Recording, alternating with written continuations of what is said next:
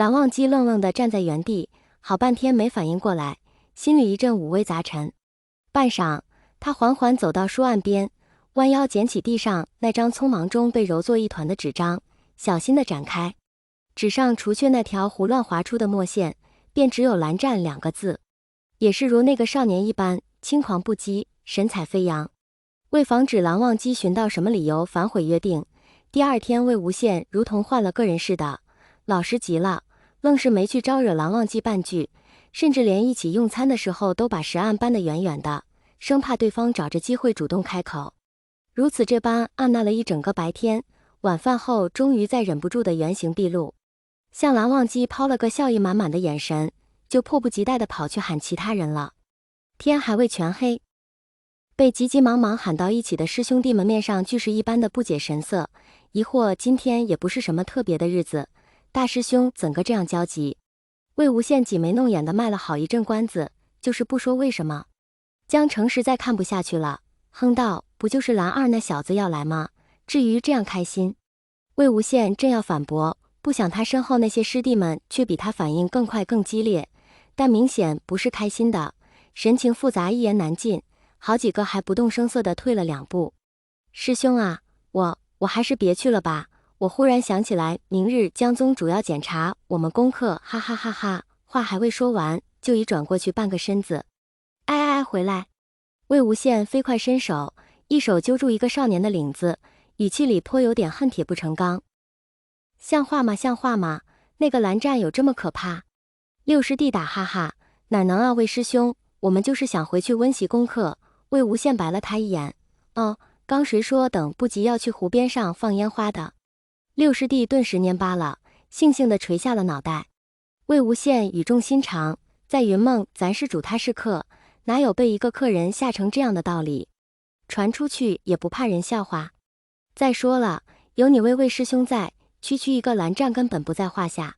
不瞒你们说，昨天我已经和他比过一场了。少年们顿时抬起头，连江澄都移来了视线，结果怎样？魏无羡一拍胸脯，那还用说？什么姑苏双臂蓝忘机，根本不是本人的对手，3招之内就见分晓。若是他敢欺负你们，只管喊师兄去收拾他。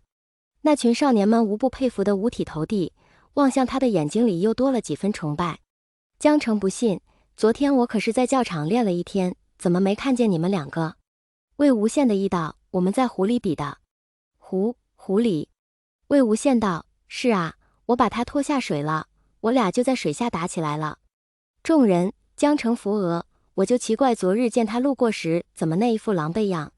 得亏这里是莲花坞，要是换作在他们家，你怕是别想见到今天的太阳了。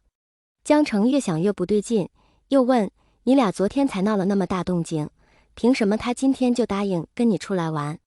魏无羡吹了个口哨，嘻嘻一笑：你猜？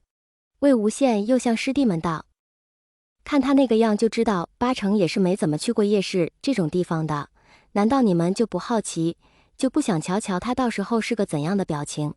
江澄不敢苟同，估计这里也就你这么想了。众师弟纷纷点头。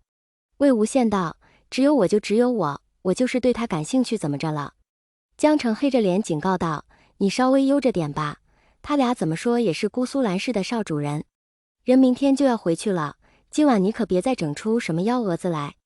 魏无羡敏锐地在他话里捕捉到了重点，背在后脑勺的手不由得放了下来，还没来得及询问，身边几个少年忽然不约而同地向后一退，把他推到了最前面。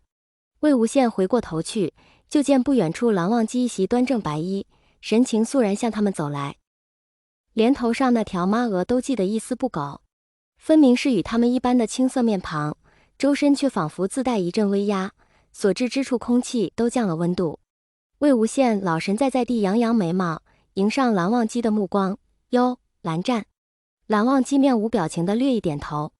魏无羡几步上前走了过去，将他上下打量了一番，摸着下巴打趣道：我说蓝二公子，咱们是去夜市玩，又不是要去哪里赴会。瞧瞧你这穿的，啧，连剑都带上了。蓝忘机一本正经道：出门在外，不可不注意仪态。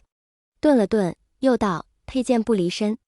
魏无羡笑得捧腹：好吧，我听说你还有一把琴的，怎么不也干脆一起背来？蓝忘机本想解释说并无必要，不想魏无羡自顾自的又接下去。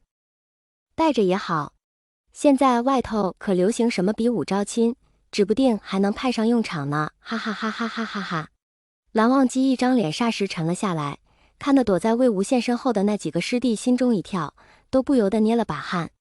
他们担心的本人却全无察觉，得寸进尺的靠了过去，伸手想去搭蓝忘机的肩膀，被避开了也毫不在意，大大咧咧的笑道：“生气啦？